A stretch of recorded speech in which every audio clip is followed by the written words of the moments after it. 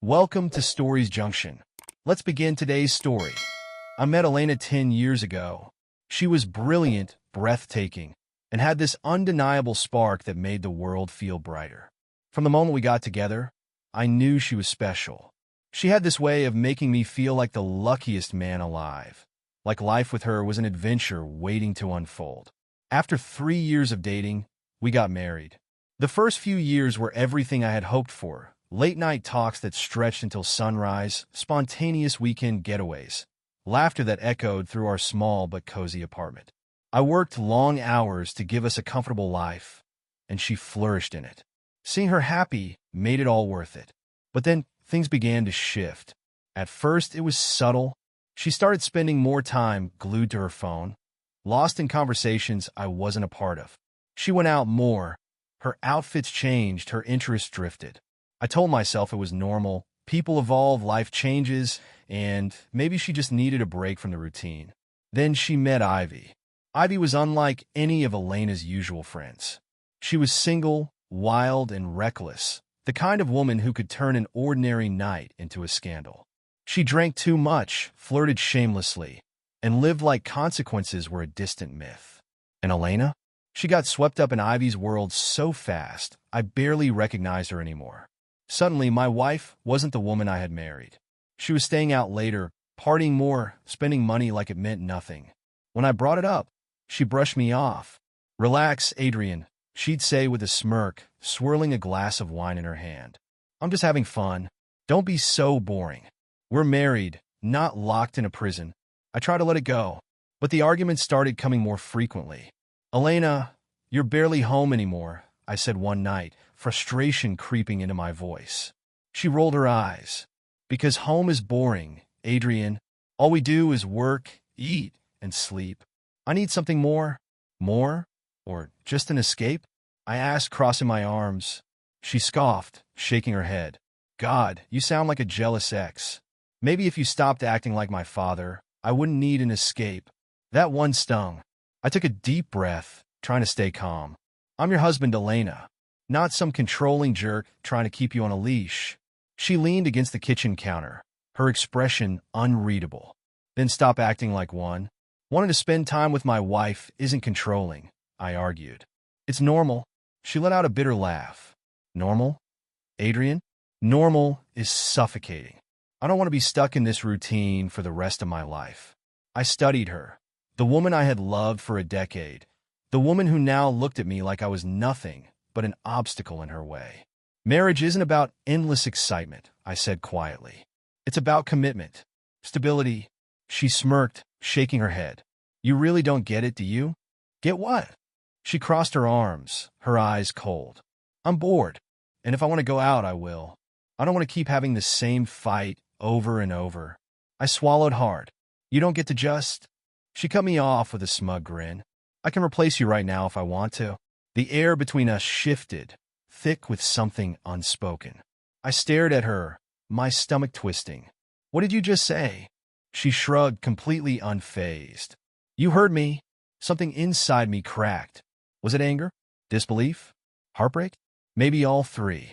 I exhaled slowly, keeping my voice level. "Wow, so that's where we are now." She sighed dramatically. "Oh, don't be so sensitive, Adrian. I'm just saying I have options." I clenched my jaw, forcing myself to stay calm. "Yeah, well, so do I." She rolled her eyes, grabbed her purse, and headed for the door. "Whatever. I'm going out." I didn't stop her. I didn't even respond. But something shifted in me that night. I couldn't shake the feeling that she had meant every word. And suddenly, I needed to know if I had already been replaced. The next few days, I started paying closer attention, watching, listening, waiting for the confirmation my gut already seemed to know was coming.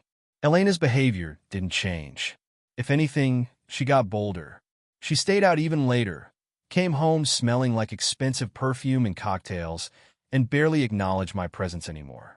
Conversations between us were shallow, forced, and always cut short by the buzz of her phone.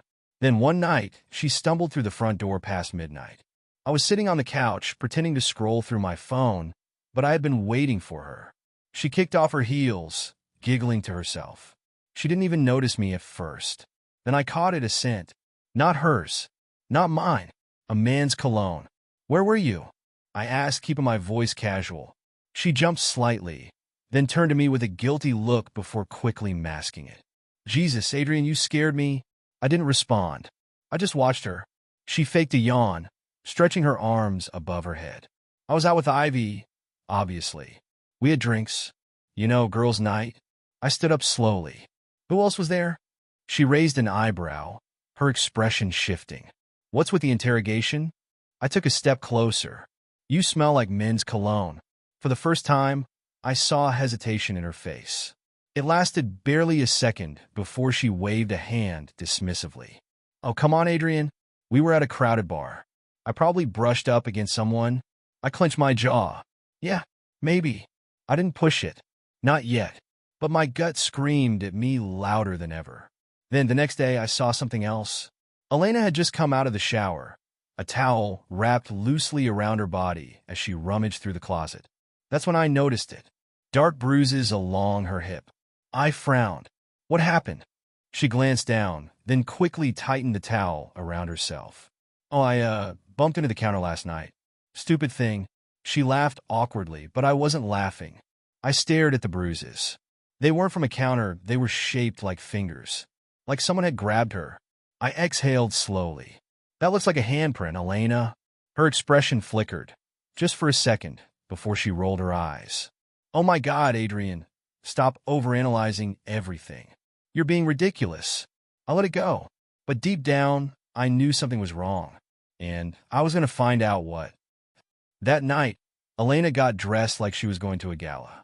She stood in front of the mirror, adjusting her short black dress, smoothing out invisible wrinkles, making sure her makeup was flawless. Her lips were painted a deep shade of red, her hair curled to perfection. She was glowing, excited, and not once did she look at me. I sat on the bed, watching my stomach in knots. She was going somewhere important, somewhere she wanted to look her best for. And it wasn't for me. Where are you going? I asked.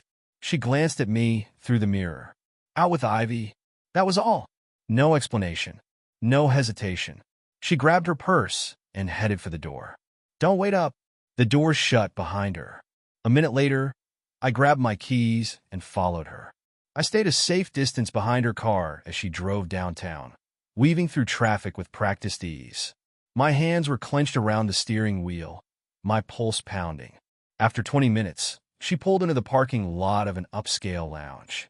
One of those trendy spots with velvet booze and overpriced cocktails, the kind of place people go when they want to feel expensive.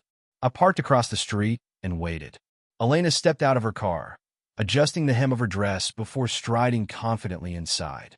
A moment later, I followed, staying in the shadows. She wasn't alone. In the dim lighting, I spotted her in a corner booth. Ivy was there, but so were two men well-dressed. Confident. The kind of men who didn't chase. They let women come to them. I felt my blood turn cold. Elena was completely engaged with the man next to her. She leaned in close, whispering in his ear, laughing at his jokes, touching his arm. Then he smirked and slid a hand onto her thigh. My grip tightened on my phone. I started taking pictures. I wanted to believe I was wrong. That maybe this wasn't what it looked like. That maybe I was just being paranoid. Then it happened. She turned to him, smiling, and she kissed him. My heart slammed against my ribs, but I forced myself to keep taking pictures.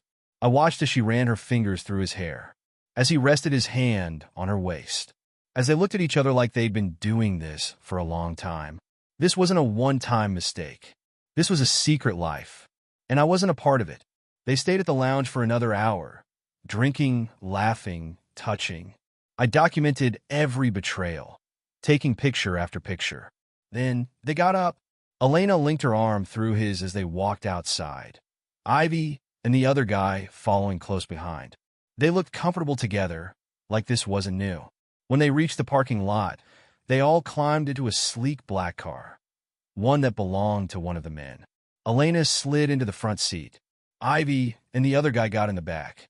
My stomach twisted. I gripped the steering wheel and followed them.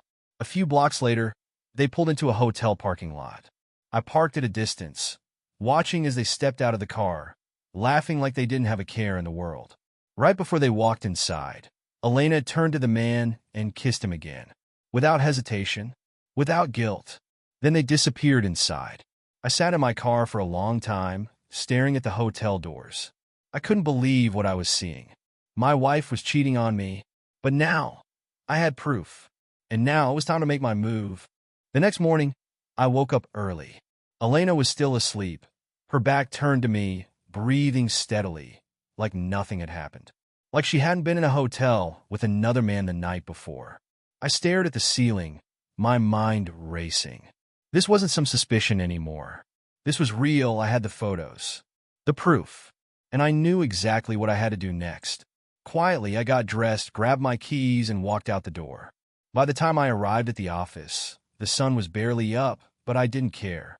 I waited in my car until the building opened, walked inside, and told the receptionist I needed a divorce attorney immediately. 30 minutes later, I was sitting across from Daniel Grayson, one of the top divorce lawyers in the city. The man had a reputation for being ruthless in court, and that was exactly what I needed. "Tell me everything," he said, leaning back in his chair. And I did. The late nights, the reckless spending, the constant lying. Then I pulled out my phone and slid it across the desk. He swiped through the pictures, his expression unreadable. "These are good," he said finally, nodding in approval. "Very good. This will work in your favor." That was all I needed to hear. We spent the next hour drafting the divorce papers, making sure everything was ironclad. Daniel made it clear. Elena would get nothing, no money.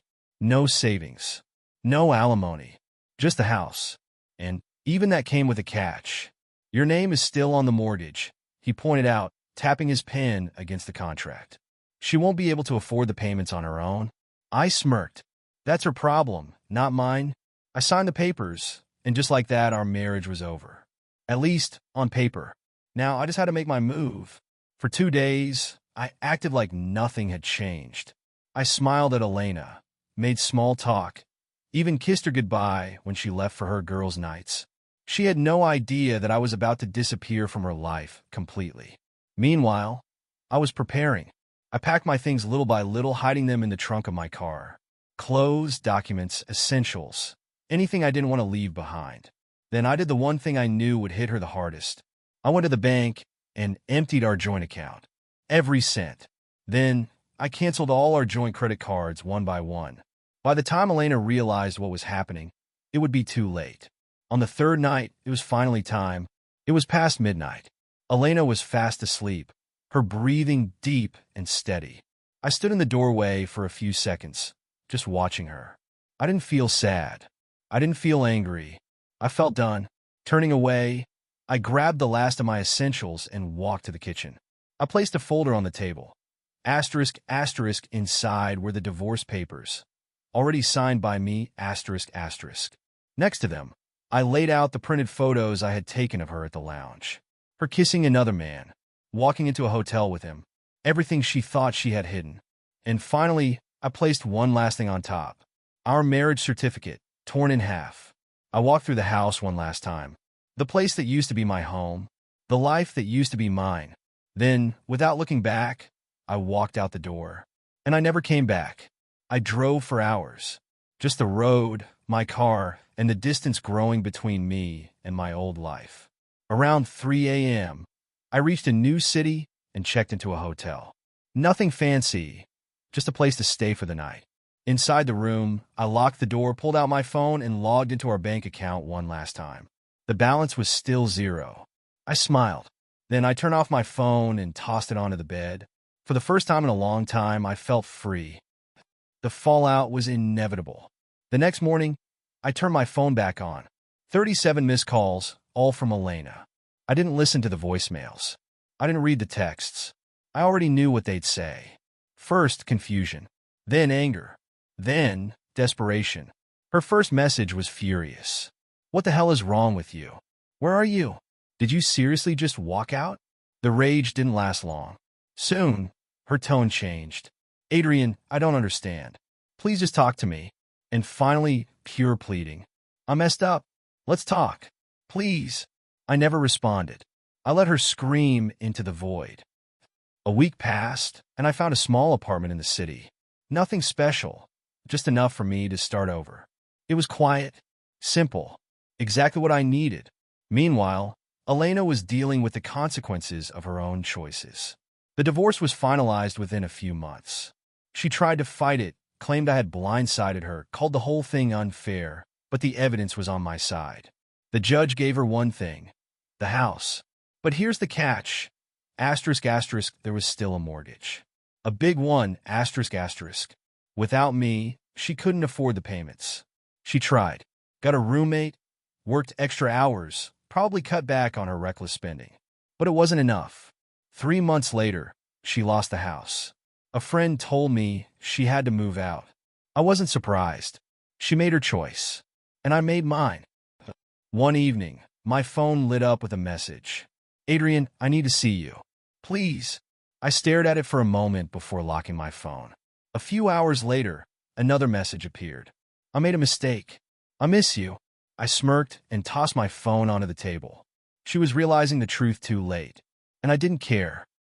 She wasn't done yet, because a week later, she showed up at my door. I heard the knock before I saw the message. It was early evening, the city lights flickering outside my window. I just finished unpacking the last of my things in my new apartment. Then, asterisk, asterisk, bang, bang, bang, asterisk, asterisk. I frowned. No one ever came to my door unannounced. My phone buzzed at the same time. A message. I know you're in there. Please, open the door. I already knew who it was before I even checked. Elena. I took a deep breath, walked to the door, and cracked it open, just enough to see her. She looked different. Not polished and pristine like she always had. No makeup. Dark circles under her eyes. Her hair was tied up in a messy bun, and she was wearing an oversized hoodie, probably one of mine that she had never returned. She looked exhausted, but I didn't feel bad for her. What do you want? I asked, keeping my voice cold. She exhaled sharply. I need to talk to you. Please. I didn't move. There's nothing to talk about. Adrian, come on, she pleaded. I know I messed up. I know I hurt you. But can we have 5 minutes? That's all I'm asking. I hesitated.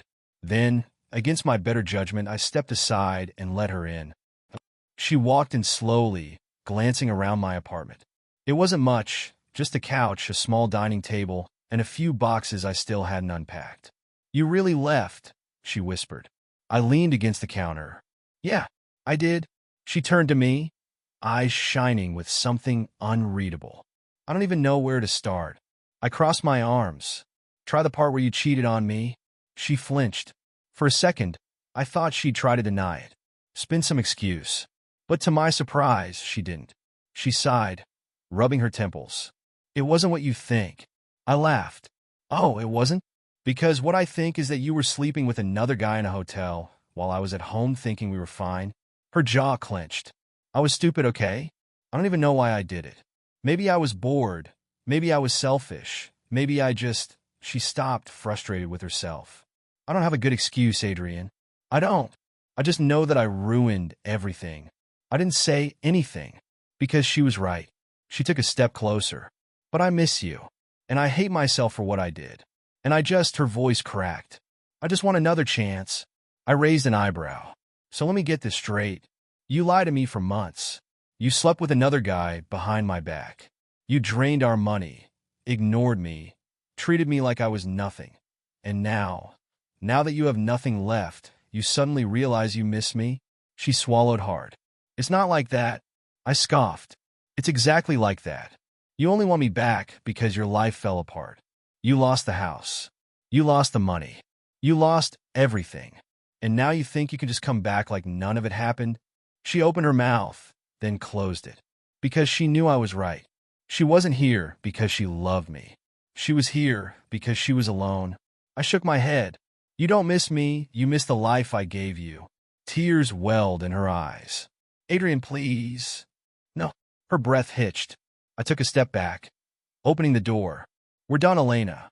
We've been done for a long time. You just didn't notice until it was too late. She didn't move at first. Just stood there, trembling. Then finally she nodded. I deserve that, she whispered. She turned and walked out. I closed the door behind her, without another word. That was the last time I ever saw her. She tried reaching out a few more times. Messages, missed calls, even an email once. I ignored every single one. Eventually, she stopped trying. And just like that, asterisk, asterisk, she was gone, asterisk, asterisk. Life moved on. I got a new job, met new people, started fresh. I didn't think about her much. But every now and then, late at night, I'd remember the way she looked that day. The regret in her eyes. The weight of everything she had lost. And I didn't feel sad. I didn't feel angry. I just felt free. But the past has a funny way of coming back. Because 2 years later, I ran into her again, and she wasn't alone. 2 years. That's how long it had been since I last saw Elena. 2 years since I walked away, since I rebuilt my life from the ground up. I had a new job, a new apartment, and for the first time in a long time, I was truly happy. I rarely thought about her anymore.